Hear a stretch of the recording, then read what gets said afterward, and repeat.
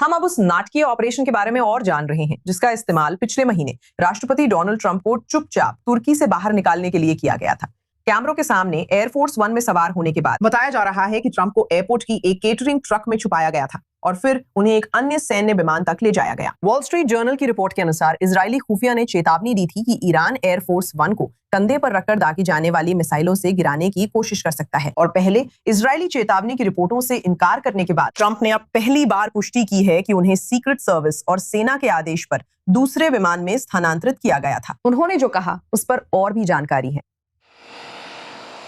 ये किसी Hollywood film के दृश्य जैसा लगता है। राष्ट्रपति के लिए रचा गया ये छलावा कैमरों के सामने ही अंजाम दिया गया। डोनाल्ड ट्रंप ने पिछले महीने के नेटो शिखर सम्मेलन के बाद अंकारा में अपने पुराने बेबी ब्लू एयरफोर्स वन में सवार हुए, लेकिन वो वास्तव में उसमें कभी उड़े ही नहीं।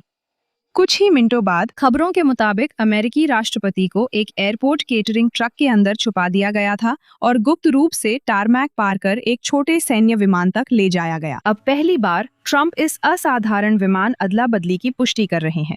मैं सीक्रेट सर्विस और सेना के कहने पर चला।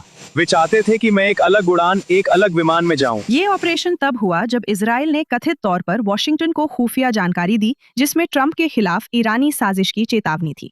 वॉल स्ट्रीट जर्नल के अनुसार उस खुफिया जानकारी में संकेत था कि ईरान कंधे पर रखकर चलाए जाने वाले सतह से हवा में मार करने वाले मिसाइलों का इस्तेमाल एयरफोर्स वन को गिराने की कोशिश में कर सकता है। आखिरकार कोई मिसाइल नहीं दागी गई और यह अब भी स्पष्ट नहीं है कि खतरा वास्तव में कितना वास्तविक था, लेकिन अमेरिकी सुरक्षा अधिकारियों ने इसे इतना गंभीर माना कि उन्होंने अभूतपूर्व सावधानियां बरती। मुझे बस वही करना है जो वे कहते हैं। जब ट्रंप एयरफोर्स C-32A में चुपचाप निकल गए तो पत्रकार और उनके कई वरिष्ठ अधिकारी, जिनमें विदेश मंत्री मार्को रूबियो भी शामिल थे, एयरफोर्स वन पर ही रहे। बताया गया है कि उनसे खिड़कियों के पर्दे बंद करने के लिए कहा गया था क्योंकि विमान उड़ान भर रहा था, लेकिन उन्हें ये नहीं बताया गया कि राष्ट्रपति अब विमान में नहीं है। हालांकि ट्रंप अब तर्क देते हैं कि छोटा विमान जिसमें वे सवार थे असल में ज्यादा स्पष्ट निशाना हो सकता था। मुझे लगता है कि असल में जिस विमान में मैं गया था वो ज्यादा खतरे में था। आप ऐसा क्यों कहते हैं?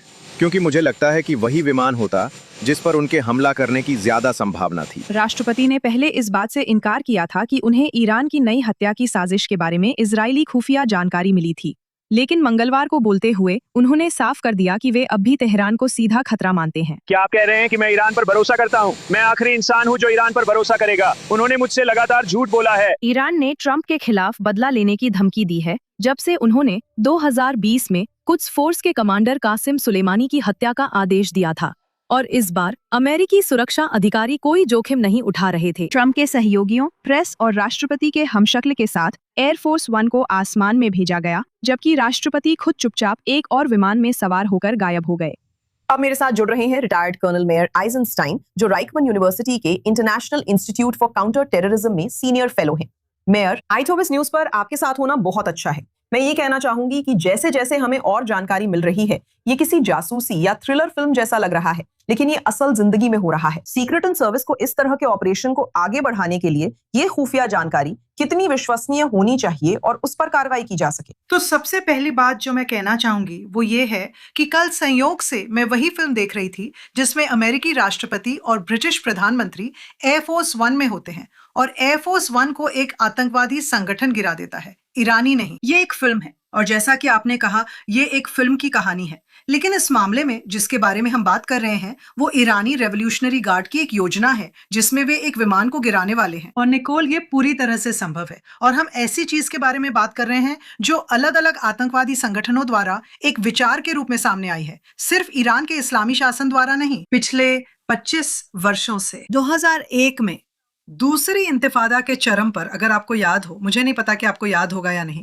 दूसरी इंतिफादा, इजराइल को पता था कि कुछ आतंकवादी केन्या में इजरायली विमानों पर सतह से हवा में मार करने वाली मिसाइलें दागने वाले हैं। और मैं ये इसलिए कह रही हूँ क्योंकि किसी विमान पर सतह से हवा में मार करने वाली मिसाइल दागना एक बहुत ही विश्वसनीय खतरा है।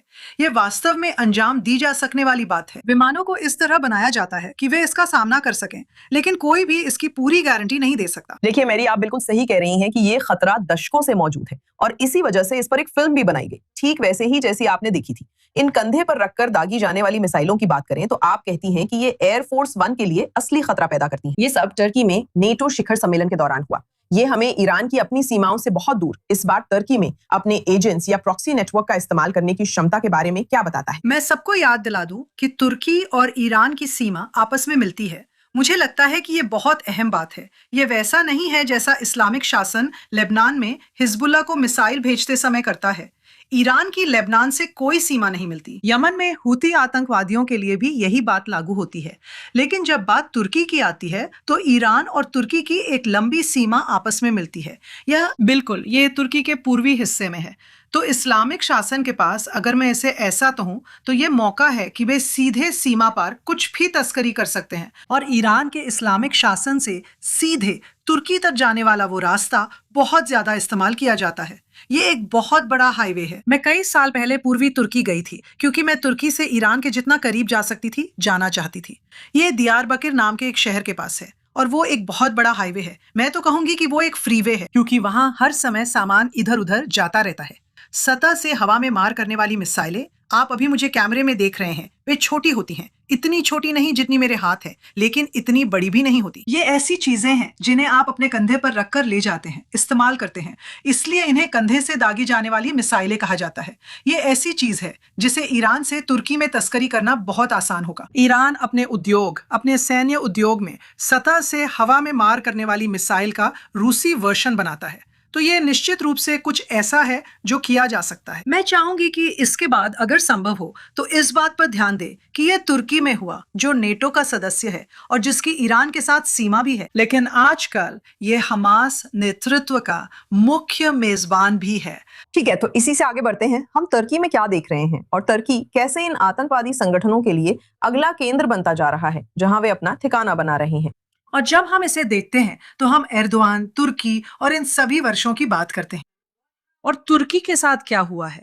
क्या इसकी वजह एर्दोआन और उनकी भूमिका है? वो मुस्लिम ब्रदरहुड के तुर्की भाषी संस्करण है। वो हमास का पूरी तरह समर्थन करते हैं, जो मुस्लिम ब्रदरहुड का फिलिस्तीनी संस्करण है। वो सीरिया के अंदर नई सरकार का भी पूरा समर्थन करते हैं, वहां बहुत सक्रिय हैं। उनकी सीमा सीरिया और तुर्की दोनों से लगती है और हम अभी तुर्की को देख रहे हैं और हमें खुद से सोचना होगा, क्या ये खेल के नए नियम हैं? इसका क्या मतलब है कि तुर्की नाटो का सदस्य है, कि तुर्की के अंदर अमेरिकी बेस है और तुर्की वो जगह हो सकता है जहां हमास का नेतृत्व मौजूद हो। आजकल ईरान जो पैसा लेबनान में हिजबुल्लाह तक पहुंचाने की कोशिश करता है, उसका ज्यादातर हिस्सा तुर्की के रास्ते जाता है। कुछ हथियार भी तुर्की के रास्ते जाते हैं। ये इजराइल के लिए बहुत चुनौतीपूर्ण है, न कि इसलिए कि हमारे तुर्की से बहुत अच्छे राजनयिक संबंध हैं, लेकिन आखिर में तुर्की नेटो का सदस्य है और अभी अभी उन्होंने तुर्की की राजधानी अंकारा में नेटो शिखर सम्मेलन की मेजबानी की थी। ये निश्चित रूप से कुछ चिंताजनक सवाल उठाता है जिन्हें इजराइल लगातार उठा रहा है, लेकिन ऐसा नहीं लगता कि वॉशिंगटन ने अभी तक इस पर ध्यान दिया है। वॉशिंगटन को इस खतरे के बारे में हफ्तों से पता था। ये शायद अब जनता के सामने आ रहा है, लेकिन इस दौरान अमेरिका और ईरान के बीच अप्रत्यक्ष बातचीत जारी रही। यह हमें क्या बताता है कि अमेरिका इन ईरानी धमकियों के बावजूद भी कूटनीति को जिंदा रखने को कितनी गंभीरता से लेना चाहता है, भले ही ये धमकियां अमेरिकी राष्ट्रपति के लिए ही क्यों ना। तो चलिए स्पष्ट रहें, ठीक है? और मैं ये बात यहाँ साफ साफ कहने जा रही हूँ निकोल, हमारे बीच और हमारे साथ अभी जो भी लोग हमें देख रहे हैं उन सबके सामने, इजराइल और संयुक्त राज्य अमेरिका ने खुलेआम खामनेई, जो ईरान के नेता हैं, को मार डाला। यह 28 फरवरी शनिवार को किया गया था और वही इस दौर की शुरुआत थी। मतलब यहाँ पर जैसे को तैसा चल रहा है। ईरानी बदला लेना चाहते हैं। ईरानियों ने खुलेआम ट्रंप की मौत की मांग की है, पहले भी और निश्चित रूप से उसके बाद भी। अमेरिका बड़ा शैतान है और दूसरी ओर किसी भी युद्ध में आप संघर्ष विराम की तलाश करते हैं और उस संघर्ष विराम से शायद किसी तरह की स्थिरता की ओर बढ़ते हैं। तो मुझे पता है कि यह अजीब लगता है, लेकिन इसमें कोई विरोधाभास नहीं है। मतलब हर पक्ष अलग अलग चीजें करता है और मुझे लगता है कि ईरान का इस्लामी शासन वही करती है जो उसे पसंद है। ये अपने प्रॉक्सी नेटवर्क के जरिए योजनाएं बनाती है। ये ईरान से नहीं किया गया था। ईरान से सतह से हवा में मार करने वाली मिसाइल नहीं दागी गई थी। ये कुछ ऐसा है जो तुर्की में हुआ। वो तुर्की की समस्या है। उस मायने में कौन इसे उन पर थोप सकता है? और मुझे पूरा यकीन है कि उन्होंने ये काम प्रॉक्सी लोगों को किराए पर लेकर उन्हें पैसे देकर करवाया होगा। और आजकल के प्रॉक्सी लोग, आप उन्हें पैसे दें तो वे कुछ भी करने को तैयार रहते हैं। निकोल, हमें पता है कि ईरानियों ने इजरायलियों को पैसे देकर अपने लिए जासूसी गतिविधियां करवाने में सफलता पाई है और ईरानी इस्लामिक शासन ने निश्चित रूप से दुनिया भर में रूसी बोलने वाले अलग अलग शियाओं को पैसे देकर अपने लिए काम करवाने के लिए भर्ती किया है। तो मैं इसे बातचीत में कोई विरोधाभास नहीं मानती। मैं इसे पूरी तस्वीर का एक हिस्सा मानती हूँ। आप किसी ऐसे व्यक्ति के साथ समाधान तक पहुंचने की कोशिश नहीं कर रही हैं जो आपको पसंद करता हो, जो चाहता हो कि आप वहां रहें। वे अपने खुद के नियमों से खेलते हैं। और मेरे लिए सबसे महत्वपूर्ण बात यह है कि ईरान की इस्लामी शासन व्यवस्था या उसके जैसी कोई भी शासन व्यवस्था खेल के नियम तय करने वाली ना बने, ना ही हिजबुल्लाह जैसी कोई आतंकी सेना या हमास जैसी कोई आतंकी सेना। निश्चित रूप से ईरान के इस्लामी शासन जैसा कोई संप्रभु आतंकी राज्य भी नहीं।